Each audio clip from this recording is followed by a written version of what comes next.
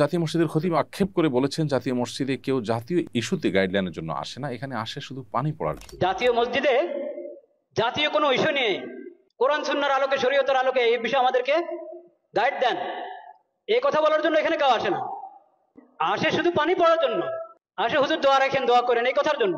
আপনি তার এই আক্ষেপের সঙ্গে একমত কিনা? একটি মুসলিম সংখ্যাগরিষ্ঠ রাষ্ট্রে জাতীয় মসজিদের ভূমিকা কি হওয়া উচিত বলে আপনি মনে করেন? খুবই গুরুত্বপূর্ণ প্রশ্ন এবং সময়তে খতিবের সাথে শতভাগ সহমত পোষণ করছি এবং তাকে ধন্যবাদ জানাই এরকম চমৎকার একটি কথা বলবার জন্য। জাতীয় মসজিদের খতিবকে জাতীয় ইস্যুগুলোতে ডাকা উচিত, তার মতামত নেওয়া উচিত।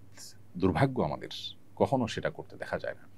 এদেশের যদু মধু এবং এমন অনেক মানুষকে জাতীয় বিষয়ে ডাকতে দেখা যায় যাদের সাথে এদেশের মানুষের কোনো সম্পর্ক নেই। জাতীয় মসজিদের খতিবের সাথে এদেশের লক্ষ লক্ষ কোটি মানুষের সম্পর্ক, সুনিবিড় সম্পর্ক, অগাধ শ্রদ্ধা, ভক্তি, ভালোবাসা। সেই মানুষটার বা সেই চেয়ারে থাকা মানুষটার মন্তব্য বা তাঁর মূল্যায়ন বা তার অভিমত কখনো জাতীয় ইস্যুগুলোতে জানতে চাওয়া হয় না। এটা জাতি হিসেবে আমাদের জন্য দুর্ভাগ্যজনক। কেন আমরা পিছিয়ে আছি? কেন আমাদের আজকে এই দুরবস্থা? 50 বছর পরও আমরা কেন একই গলিতে চক্কর খাচ্ছি?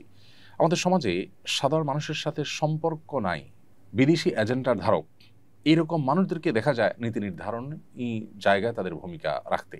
তাদেরকে বারবার তাদের কাছে মাইক ধরা হয়, তাদের দিকে ক্যামেরা ধারণ করা হয়। ইমাম সাহেবদেরকে, ওলামা ইকরামদেরকে বরাবরের মতো ইগনোর করা হয়।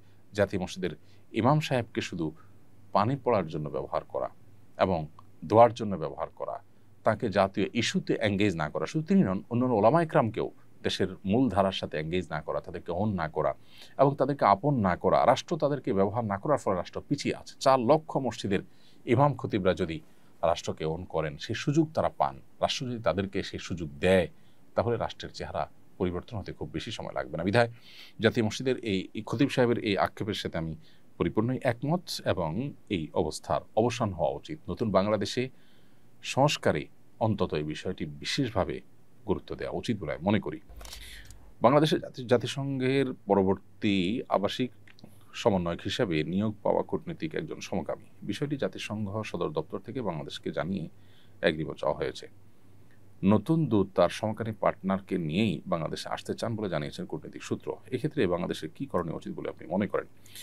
খুবই দুর্ভাগ্যজনক একটি ঘটনা এবং এই ঘটনায় অন্যদের মতো আমরাও সংক্ষুব্ধ হয়েছি একজন নাগরিক হিসাবে দেশের। আমি মনে করি যে জাতিসংঘ এক্ষেত্রে অপেশাদার আচরণ করেছে।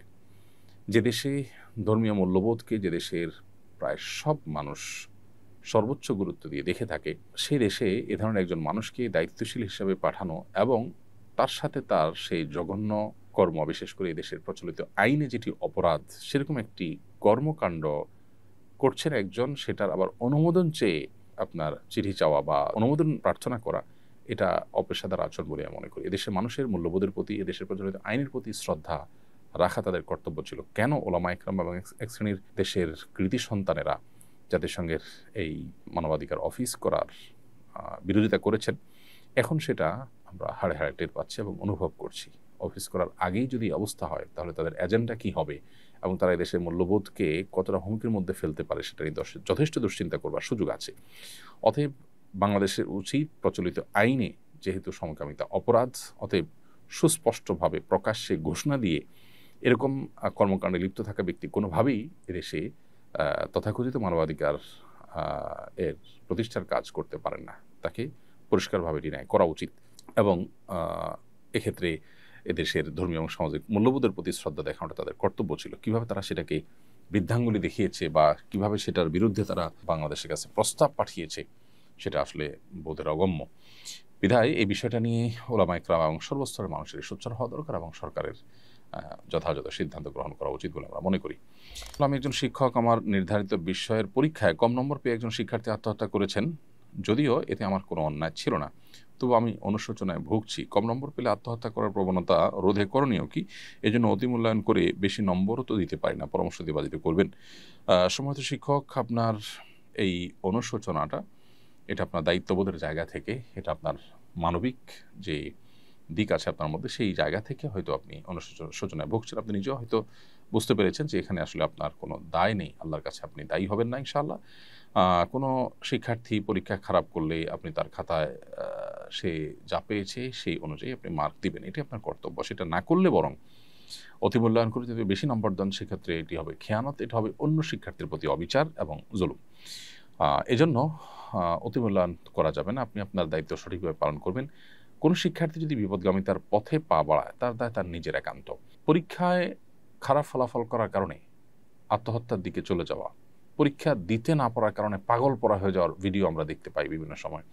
এমনকি বাবা মা অস্থির হয়ে কান্নাকাটি করে পাগল পড়া হয়ে যান। এই বিষয়গুলো পরিষ্কারভাবে আমাদেরকে ইঙ্গিত করে, আমাদেরকে বার্তা দেয়, জানান দেয় যে আমরা প্রচণ্ড রকমে ভোগবাদী, বস্তুবাদী হয়ে গেছি। একজন মুসলিম যিনি আখিরাতে বিশ্বাসী, যিনি আল্লাহতে বিশ্বাসী, যিনি কোরআন এবং সুন্নাহয় বিশ্বাসী, তার অবস্থান, তার ক্রিয়াকর্ম কোন অবস্থাতে এরকম হতে পারে না। পৃথিবীর সব কিছু চলে গেলেও মানুষ হিসেবে কষ্ট তো আমরা পেতেই পারি, কিন্তু ভেঙে চুরে দুমড়ে মুশড়ে আত্মহত্যার পথে চলে যাওয়া, এটা আমাদের আখিরাতের প্রতি বিশ্বাসের সাথে সঙ্গতিপূর্ণ নয়। পরীক্ষা ফেল করা মানে আমার সব শেষ হয়ে যাওয়া নয়। আমার পৃথিবীর সবও যদি শেষ হয়ে যায়, আখিরাতটা যদি আমার ঠিক থাকে, তাহলে তো আমার খুশি হওয়া উচিত, শুকরিয়া আদায় করা উচিত যে আমার আখিরাতটা অন্তত ঠিক আছে। অতএব আমাদের মধ্যে ঈমানি চেতনা এটা দুর্বল হয়ে যাওয়ার কারণে, আখিরাতের প্রতি বিশ্বাসটা দুর্বল হওয়ার কারণে বৈষয়িক বিষয়টা আমাদের কাছে অনেক বড় হয়ে দেখা দেয়, এবং যার ফলশ্রুতিতে আমাদের এই অধঃপতন শুরু হয়েছে। গোটা পৃথিবীর বিভিন্ন প্রান্তে প্রান্তরে উন্নত দেশগুলোতে যে পরিমাণ আত্মহত্যার প্রবণতা এবং ঘটনাগুলো আমরা দেখি, সেগুলো কিন্তু একই ইঙ্গিত দেয় এবং একই কারণে হয়ে থাকে। অর্থাৎ বৈষয়িক বিষয়গুলো অনেক বড় হওয়ার কারণে মানুষ এ পথে যায়। একজন মানুষ যখন প্রকৃত অর্থে যখন তিনি আল্লাহর প্রতি বিশ্বাসী, আখিরাতের প্রতি বিশ্বাসী হবেন, তার দ্বারা কখনো এটা সম্ভব না। আল্লাহ বলেছেন, ওয়ালা ইয়াইআস মির রাউহিল্লাহি ইল্লাল কওমুল কাফিরুন, আল্লাহর রহমত থেকে অবিশ্বাসী সম্প্রদায় ছাড়া ঈমানদার নিরাশ হতে পারে না। নিরাশ হয়ে এই যে নৈরাশ্য থেকে আত্মহননের পথে পা বাড়ানো, এটা কোনো ঈমানদারের সাথে যায় না। ঈমানদারের অভিভাবক আল্লাহ, তিনি সবকিছু দেখছেন।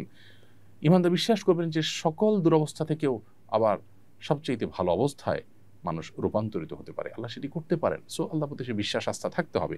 অনাস্থা, আস্থার দুর্বলতা, বিশ্বাসের ঘাটতি, এটাই মানুষকে এদিকে নিয়ে যায়। অতএব এই ব্যাপারে আমাদের নতুন করে ভাবতে হবে। আমাদের শিক্ষা ব্যবস্থা, আমাদের পরিবার ব্যবস্থা, আমাদের প্রত্যেকটা জায়গায় ধর্মীয় বিধিবিধান, আমাদের মূল্যবোধ, আমাদের নীতিনৈতিকতার চর্চা, এটা বাড়াতে হবে। তা নাহলে আমরা কোন অবস্থাতেই এই দুরবস্থা থেকে উত্তরণের পথ খুঁজে পাবো না। আমরা হয়তো দালান কোঠা এবং ইস্পাত সভ্যতার উচ্চতর শেখরে আমরা হয়তো পৌঁছে যাব, কিন্তু আমাদের ভেতর থেকে আমরা শেষ হয়ে যাব। মানসিক শান্তি আমাদের সমাজে থাকবে না।